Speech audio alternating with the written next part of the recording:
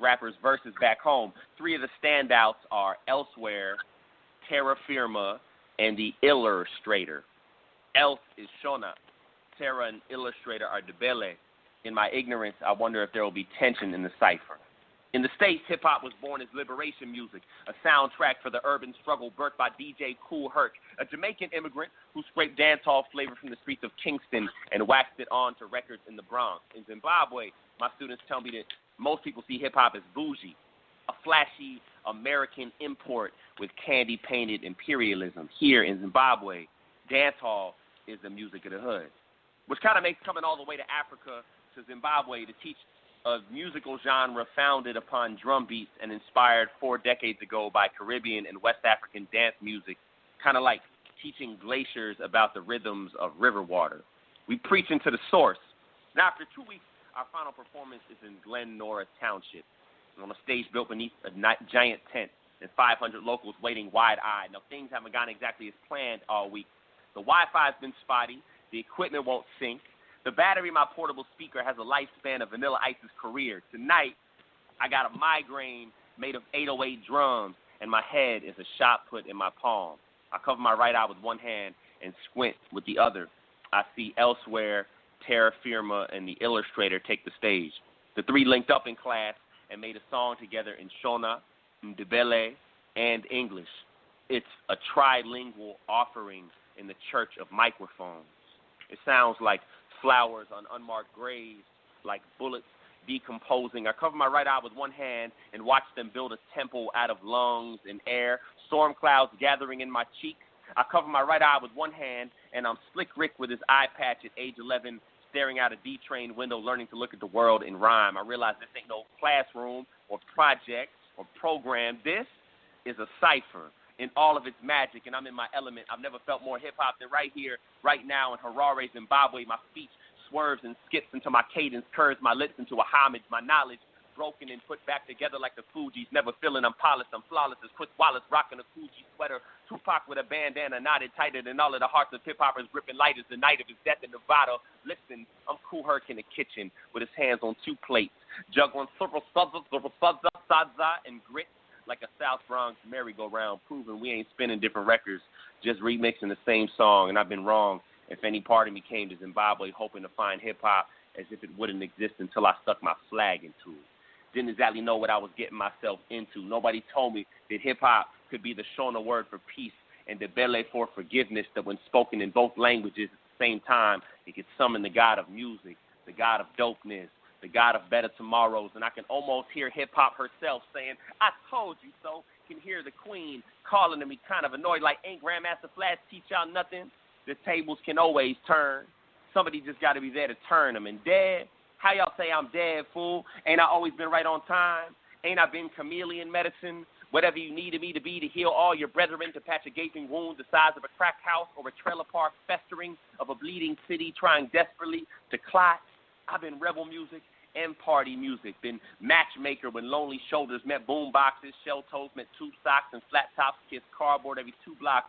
Told you paint your ideas on the train cars and think outside the box. I Jimmy rigged the hood together with gold ropes and fat laces, a back brace for cats in a rat race, and I may have been sold out, spun round, pawned off, commodified, Spotify, chopped, screwed, auto-tuned, and watered down, but not a day in my life have I ever been dead. Wow. Like I said, Dean, you see why I like Kane and the way he spoke, the way he spit stuff and everything. He even referenced a couple of folks that I know you are familiar with, like Kool Herc and a couple of the other legends from New York and everything. So you heard that he even referenced them and everything. So yeah, you see why I'm a big fan of Kane and the work that he's done. He just does some amazing things. Troy, did you get a chance to hear him as well? And I've got one other guest that I want to bring in, and there might even be one other one that might be calling as well. But did you get a chance to hear what he had to say in the hip-hop lyrics that he was reciting and everything? And how would your kids think of his work? Oh, man, phenomenal, brother, man. It was an honor just to be here. I didn't know whether to clap, snap, holler, say amen, or all at the same time, brother. It was dope, man. Like, we we're young men for Christ, man, but we the Bible says to make a joyful noise. It didn't say how. So we admonish our young people to use all of their gifts and talents, whatever it may be. We wrote a rendition to God's Plan. I thought it was rightfully so. And a lot of the kids, they want to be rappers. So I say, hey, we look at as rap as poetry to a beat, you know, and really being able to put your feelings down on paper, man. So that was dope, man. Like we really encourage stuff like that. And I know kids that we encourage and we mentor would love to be in that atmosphere, and we would really encourage it because, again, it tells your story and allows you to tell your story in your way, man. So that was really awesome, man. Appreciate that. I was curious. I want to bring Skylar into the conversation as well. Skylar has been interested and been holding on for a while. So Skylar Birth is a entertainer also. But Skylar, did you hear any of the performance, or have you been listening? And tell us a little bit about what you've got going on. And after you do that, I want to hear from all three of y'all how y'all think the arts in general are being handled. Because it's my opinion, and we've talked about it on this show, that unfortunately through our education system, and I know you've been doing a lot of work, Kane, in this area, that some of our educators are not doing enough of teaching critical thinking, which is the art is a very important part of in my mind and everything. So I just wanted to know how you think we're doing in terms of respecting the art and respecting culture in general. And before we do that, I do want to bring Skylar in so she could tell a little bit about their background. Hi, I'm Sky. Where do I start? Come from a church background. I'm an upcoming actress.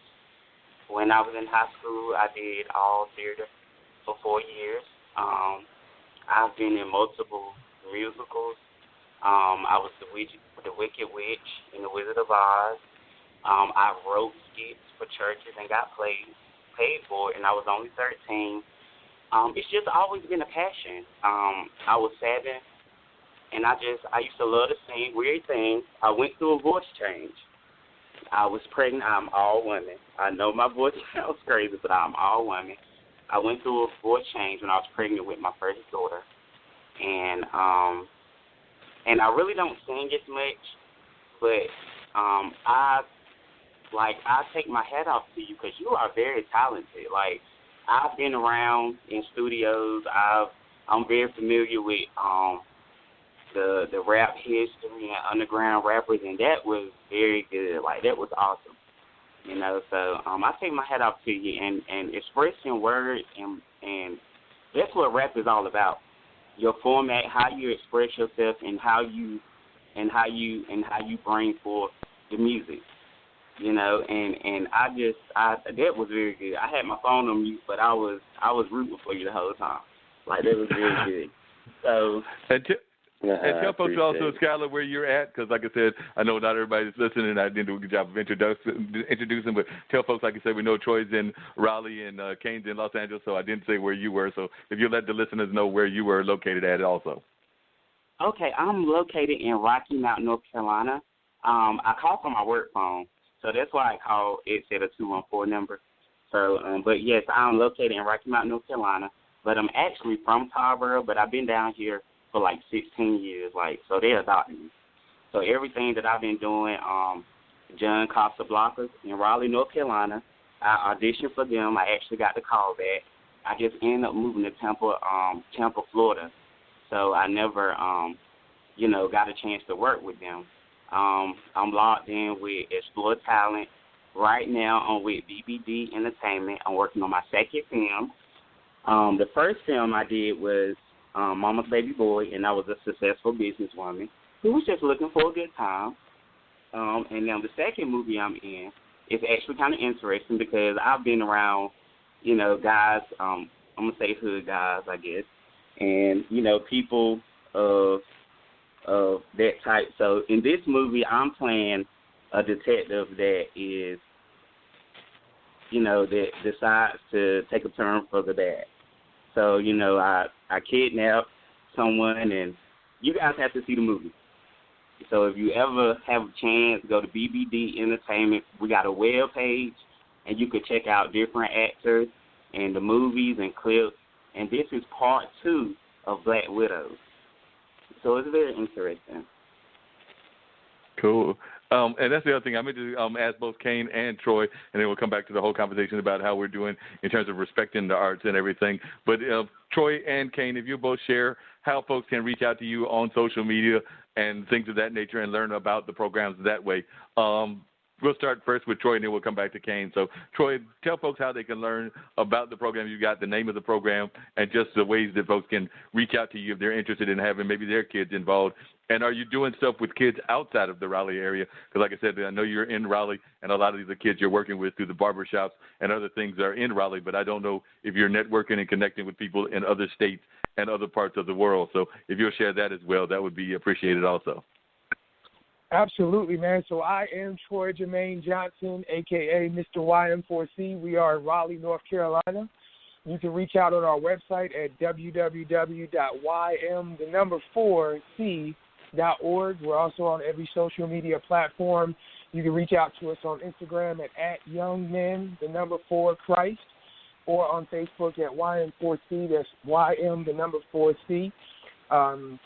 As far as reaching out beyond just the local level, we started our virtual mentoring. We now are mentoring young men and women. We have several clients in Baltimore, D.C. area, Florida, and we started that pilot obviously having to pivot and shift because of COVID-19, but definitely wanted to continue to make that impact. So, yes, man, we're definitely in full swing, man. Our motto is we working over here, man, and that doesn't stop just because of crisis or pandemic. That makes a lot of sense. Kane, tell folks how they can reach out to you and maybe some of the other projects you've got going on. I would also love to hear you talk, and I know you said you might have to jump off a little bit after 8 or whatever, but I'd love to hear you talk a little bit more about the play because, like I said, that was a powerful piece that you did as part of the play, but I want to know a little bit more how it came about and what the plans are for the play because you did have that run in New York City, but I don't know what you've got planned for that, and, of course, you've mentioned that you got a new CD coming out in the very near future, but just want if you could answer those questions, starting off with how folks can reach you and some of the plans for the play and maybe a little bit of the history about the play. No doubt. Yeah, I'm my social media and everything is pretty straightforward, pretty simple. It's just Kane Smego, so that's Kane, like a walking cane except with a K, and then S as in Sam, M as in Mary, EGO like go. So just my first and last name, no dots, no underscores, nothing, just Kane Smego at gmail.com is my email, and then I'm at Kane Smego on Instagram and Facebook. I'm not really a Twitter user, but every now and again I'll throw something up, mostly Instagram and things like that. And then my website is just kanesmego.com, so all pretty straightforward.